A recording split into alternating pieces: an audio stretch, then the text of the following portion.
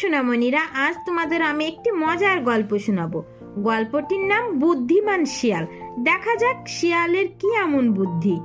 একদিন রোজকার মতো শিয়াল নদীতে জল খেতে নামে। ভীষণ তেষ্টা পেয়েছিল তার। জলপান করে সে যখন উঠে আসবে তখন হঠাৎ একটি কুমির এসে তার পায়ে দাঁত বসায়। বেচারা শিয়াল তাকে ছেড়ে দিতে অনুরোধ করে, কিন্তু কুমির তো ছাড়ার পাত্র নয়। হতভাগ্য শিয়াল কুমিরকে বলে, আমি তোমার কি ক্ষতি করেছি কুমির মামা?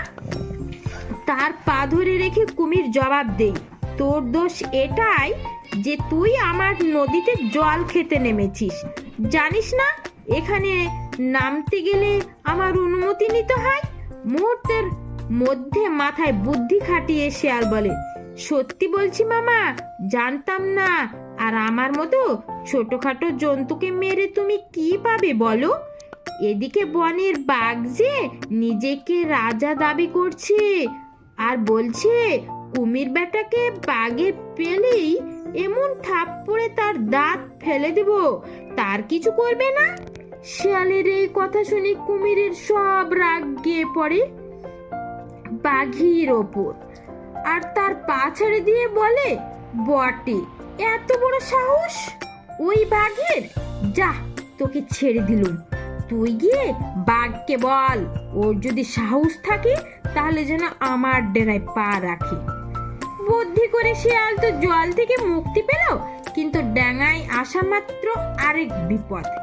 এবার সে ক্ষুধার্ত বাঘের মুখোমুখি।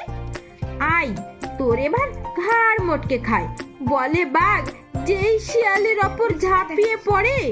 এমন সময় সে মাথা খাটিয়ে বলে, আরে দাঁড়াও বাঘ মামা, আমি তো তুচ্ছ জীব। জলের কুমির তো তোমার নামে যা নয় তাই বলে বেড়াচ্ছে, তার কোনো ব্যবস্থা করবে না?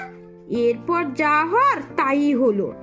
বাঘ নদীতে নামা মাত্র লড়াই শুরু হলো।